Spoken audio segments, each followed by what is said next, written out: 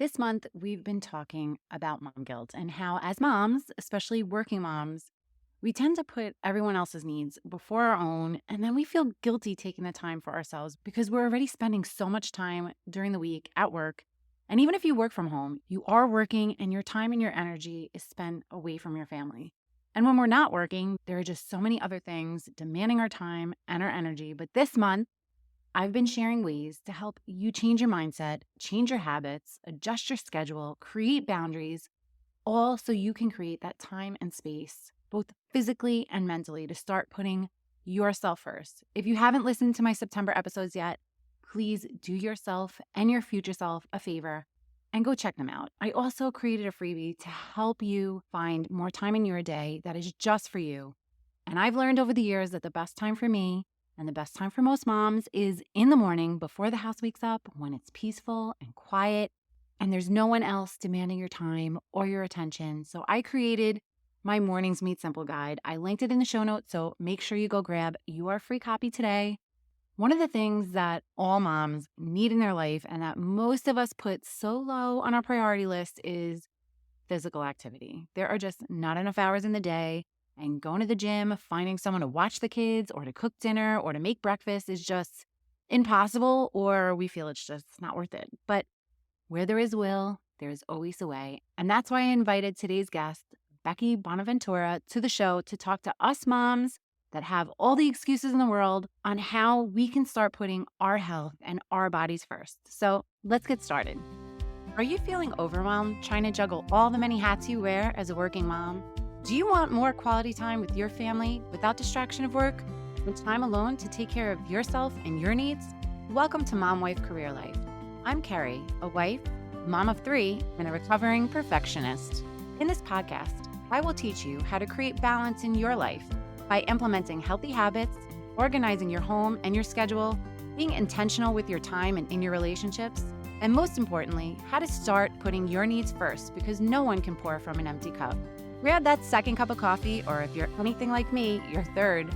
It's time to dive into today's episode of Mom Wife Career Life. With us today is Becky Bonaventura. I met Becky probably about a year ago at this point. This podcast was only a few months old, and Becky had been listening, and she DM'd me on Instagram to tell me how encouraging my podcast is and to just keep doing what I'm doing. And it was exactly what I needed to hear in that moment, which, side note, I encourage all of my listeners to reach out. I personally read all of my DMs and I write each and every one of you back. So don't be afraid to reach out. Don't be shy. I love hearing from you.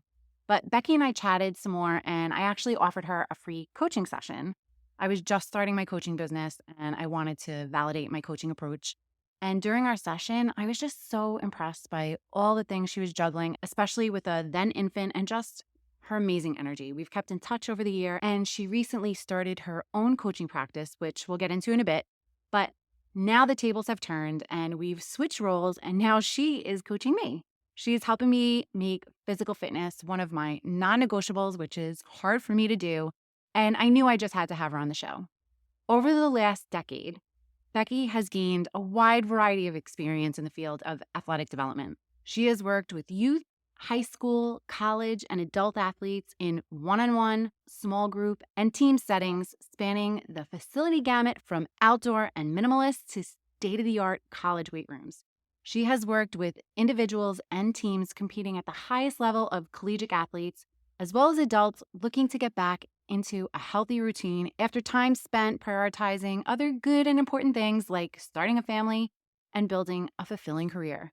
Becky's mission as a coach is to effectively communicate to those in her sphere of influence how capable and resilient they are by helping them break down their goals into attainable steps in a way that builds them up and grows their confidence and future performance. Becky and her family enjoy living and building a community in the Union County, New Jersey area. So, Becky, I know I've talked for way too long. Why don't you tell us a little bit about yourself and how you got into fitness? Absolutely. I am from a big family. I have 8 siblings. We all played sports. We were all active. But how I got into fitness actually comes back to my club soccer coach. I played competitively, and my club coach, he would send summer workouts to my teammates and I from the time we were 12 years old. And so I really enjoyed the structure of that and really enjoyed seeing progress from putting the work in. And so I pursued that academically in both undergraduate and graduate school.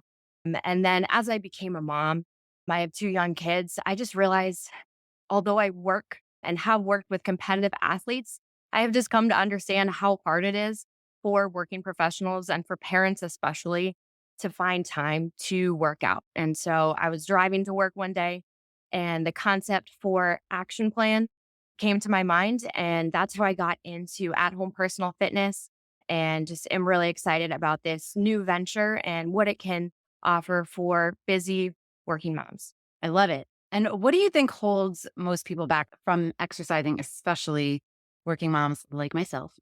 Time, lack of sleep, schedule, prioritizing so many other important things. It's just so easy to set fitness aside. There are only so many hours in a day. And so I feel like it's just an easy thing to have fall off your schedule, even when you wake up with the best of intentions to get a workout in that day. I think I'm filled with the best intentions. We started working together a couple of months ago, and you've been a serious help with me trying to get my house kind of in order and my routine in place. But I know when life gets busy, that's the first thing that falls off of my priority list, which I know it shouldn't fall off my priority list. But what are some realistic tips you have for moms with an already crazy packed schedule? I think number one is just focusing on what you can do, not what you can't do. In talking with some of my clients, some of them used to love to do yoga 3 to 5 days a week for an hour or to go to spin class a couple times a week with friends. And especially as parents, we no longer have that luxury. And so focusing on what is possible right now in this season, I think is critical. I think another barrier is people feel like a workout needs to last 45 minutes or it needs to last an hour. And I would encourage moms that it doesn't have to be 45 minutes continuous to count. It doesn't need to last an hour. Maybe that's what working out used to look like in your past, but you don't have to leave your house to work out and you can find time either before your kids wake up. I know sometimes that is a challenge. I have a 1.5 year old, or after they go to bed, or, depending on if you work from home or in your office, you have a few minutes between meetings. You can actually work out for 5 minutes and then 2 hours later, work out for 10 minutes. And then 2 hours later, work out for another 10 minutes. And look at that. You have done a workout. I think taking a step away from what is ideal and taking a stride towards what's realistic just would really help a lot of moms out and help them realize they're not alone. They're not crazy. Schedules can get wild. So, what can we do in this season? I think that's huge because part of my struggle, one of the reasons I don't like the gym, I started going for, as you know, like a couple of weeks and then I'm like, I can't do this anymore, is the time it takes to get to the gym. And then you're at the gym, and the time it takes to get home. And I think what I love about your program is one of the first questions you asked me is, how much time can I realistically commit to exercising? And I felt a little guilty saying 20 minutes. I'm like, is that really going to be that impactful? But you really met me where I was at and you said, this is what you can get done in 20 minutes. And I think that just really helped me feel okay with doing just that little bit. And I just feel like it's really helped keep me motivated. But how else do you think you can help women, especially moms who struggle with motivation, kind of start a routine or really stick to it? I think a key is really to have a vision and goal of what you want to be true about your personal health and fitness. Just to dive a little bit more into that. Like once you've identified a specific goal, then you can break that down and start small. But if you just feel like what you're doing is random and it's not working towards a bigger picture goal, then it can be so, so easy to prioritize anything and everything else that comes up. So I would encourage moms to take a moment, which I know is hard to come by. Maybe it's in the car while your kid's at soccer practice or you're waiting for a class to finish up. But take a few moments to think about, what do you want to be true? What kind of a mom do you want to be? What kind of a grandma do you want to be? What do you want your personal fitness to be like, and then think about what is something that takes less than 5 minutes that you can do today that aligns with that goal. And also, what is something that takes less than 5 minutes that aligns with the person who would achieve that goal? I love that. And I'm laughing as you said that because you're like, what can you do in 5 minutes? And what I started doing is, I think anyone that has listened to the show for a while knows I'm an avid coffee drinker. I probably drink 5 cups of coffee a day. But in reality, it's probably only 3 cups because I'm constantly heating it up or pouring it. Now, when I heat it up, that minute that it's in the microwave, I do push-ups against Yeah. the counter. I'm like, it's a little bit of exercise. I already feel the strength, like it's getting easier. I'm able to do more reps in that 1 minute. So just trying to find those little pockets of time to make a little impact on my jiggly arms. Yeah, no, Mm. absolutely. Just on that note, with like 5 minutes, what would someone that achieves whatever your fitness goal is? Like, she would fill up her water bottle as soon as she sees it empty. She would set out her workout clothes the night before so that as soon as you wake up, even if you feel groggy, maybe you have a young kid who woke up 3 times in the evening. And like, what are the little things that you can do to set yourself up well? You can set out a note like, remember to eat breakfast because so many of us, I feel like it's so easy to be like, oh, yeah, of course I'm going to have breakfast. And then you're halfway to work and you realize, oh, you never actually took the toast out of the toaster. Those mornings definitely happen. So I think encouraging people to think big, dream big. What do you want that vision to be? But then start small. What's something you can do in 5 minutes today that'll get you one small step closer? That's awesome. Another thing I love about your program is that, you came to my house, you looked at what I had, and you were able to create a program that worked for me without me having to spend any money on additional equipment, which to me was huge because it's an investment. And unless I know that I'm going to have the motivation, like my treadmill that's in my basement that I've had for, I don't, I don't know how many years. And now my son actually started using it, which I'm like, at least someone's using it these days. But how can moms start to create like a little workout space at home with limited equipment to kind of make it easier for them to prioritize their fitness? Yeah, I think making it someplace that you're going to see all the time and is going to be obvious. So I know for some people they have their gym equipment in their garage or in a room. I would highly encourage it to be a high traffic area and a place that you enjoy being. So someplace that is well lit, someplace where you have maybe like a Bose speaker or a place that really makes you motivated to get after it, especially depending on the time of day that you plan to do your workouts. I think making sure that you have natural light and having it be a space that is away from other to dos. So, away from the laundry, away from other things that can so easily grab you. Even if it's in the living room, maybe when you work out, you face the corner. I know that may sound silly, but it means that you're not facing the kitchen and you're not facing the pile of dishes that you should, whatever that thing is that is going to feel more important in that moment, making your gym space a haven where you know that when you're there, you get to focus on you and you're going to take these 20 minutes, 30 minutes, whatever amount of time you're able to dedicate to. And that is your space and time to do that. And you see me laughing as you're explaining that because when Becky first came to my house and she's like, okay, show me your workout space. I brought her down to my unfinished basement with my treadmill in a dingy corner that looked over my dirty pile of laundry, the most uninviting, unmotivating space. And I'm like, okay, let's go get my weights that were up in my bedroom. And then she looked at the space in my bedroom and was like, why not here? And it was like a light bulb went off. With that, like, especially for people that are really trying to get into fitness and have maybe had a season where it's not been a priority, I really feel like making sure that the environment matches your goals is so important because if it's not a motivating atmosphere, it's going to be so, so hard to start that habit. You want it to be obvious. You want it to be in your face. You want a constant reminder when you wake up. This is an important part of my life. And you curate your environment to make that feel more and more true the more you see it right in your face. I mean, for example, with your workouts, we literally have the workout posted so that you get up and you see not only is the space there, your workout is there. And so hopefully that is motivating and holds you accountable. in a positive way, just reminding you, yes, this is important to me. And this is the commitment I've made to myself and my personal wellness. Oh, it's definitely in my face, and if I don't get to it in the morning, it's up there when I go to go to bed at night, and I'm like, "I didn't do it today."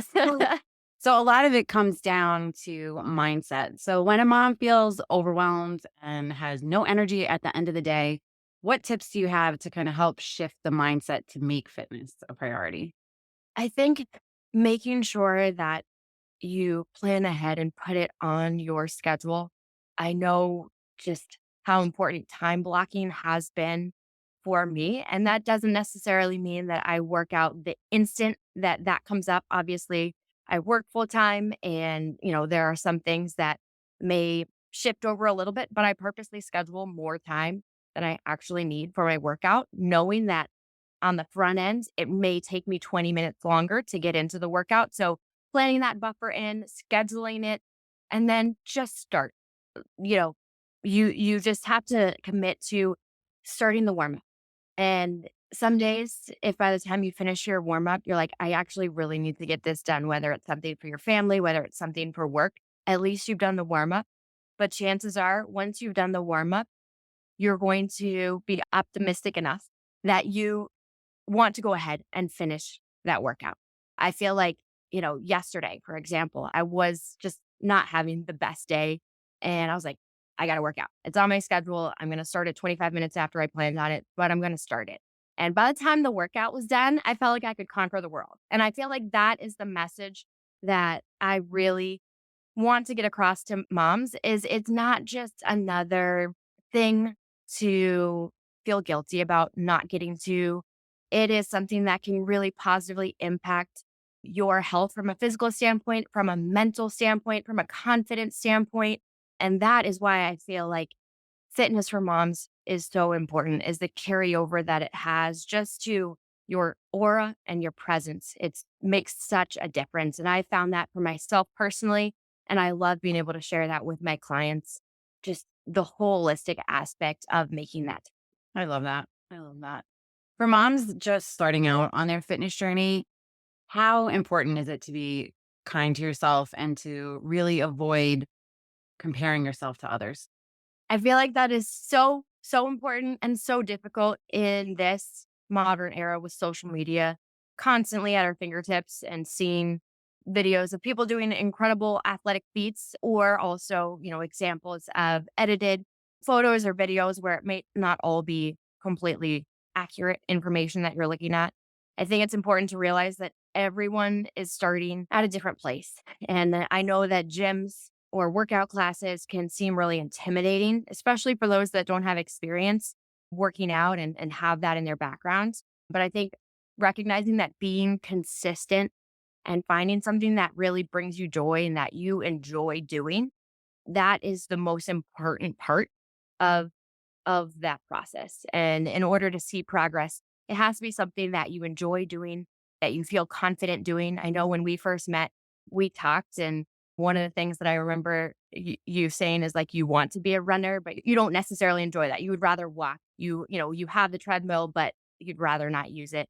And so finding things that really give you that spark and that give you that confidence, give you that endorphin boost, and have it not just be another thing that you have to do, but finding something that you look forward to each day is so critical.